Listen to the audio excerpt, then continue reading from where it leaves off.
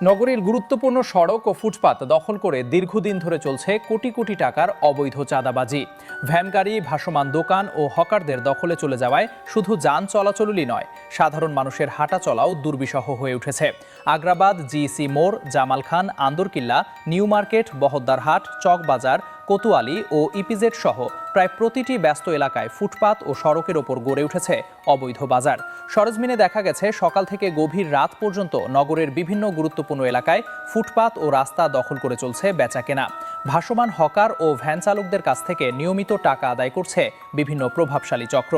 অভিযোগ রয়েছে, রাজনৈতিক ও প্রভাবশালী ব্যক্তিদের নাম ব্যবহার করে এসব চক্র বছরের পর বছর ধরে সড়ক ও ফুটপাত নিয়ন্ত্রণ করছে।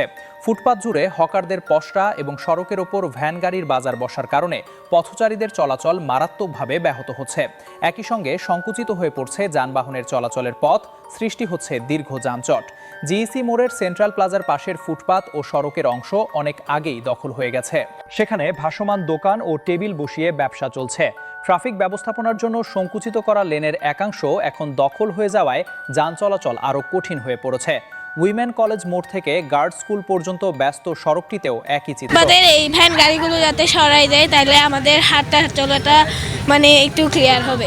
বিভিন্ন ভ্যান গাড়ি, শাকসবজি এগুলো যাতে একটু স্কুলের গেটের সামনে থেকে দূরে থাকে এবং এগুলোর জন্য নির্দিষ্ট আলাদা একটা ব্যবস্থা করা হয়। এরকম ভ্যান গাড়ি, তারপর রিক্সা, এগুলো আমাদের স্কুলের গেট এবং ফুটপাতের রাস্তায় জ্যাম করে ফেলে, যার কারণে আমাদের হাঁটা চলাচলের সমস্যা হয়। আমি অভিভাবক হিসাবে এই যে ফুটপাতের দোকান আছে, এগুলা কিন্তু আমরা বাচ্চাদের যখন স্কুলে আনি তখন আমরা বিড়ম্বনার শিকার হই।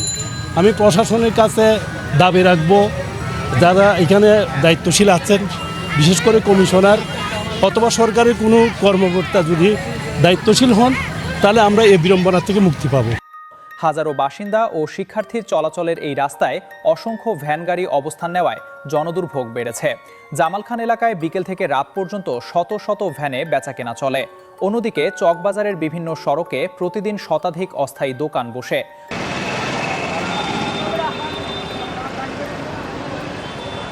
চট্টগ্রাম মেডিকেল কলেজ হাসপাতালের সামনের ফুটপাত, চট্টেশ্বরী মোড়, জয়নগর, ডিসি রোড, দেওয়ানবাজার, চন্দনপুরা, আন্দরকিল্লা,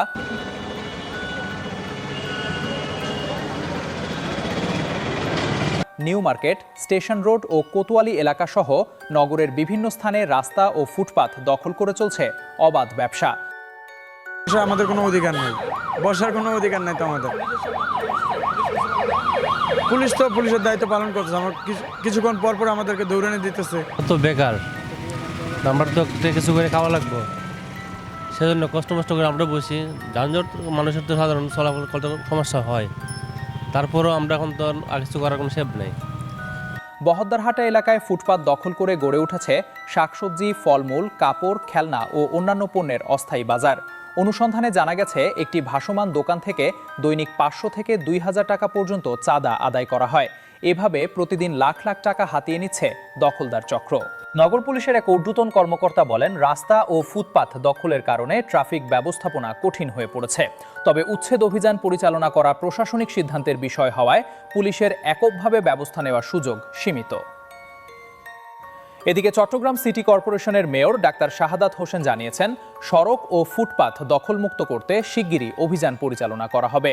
একই সঙ্গে বর্ষা মৌসুমকে সামনে রেখে রাস্তা, ফুটপাত দখল এবং যত্রতত্র ময়লা আবর্জনা ফেলা বন্ধে কঠোর পদক্ষেপ নেওয়া হবে বলেও জানান তিনি। Abdul Wahed Chowdhury, desk news, Chittagong.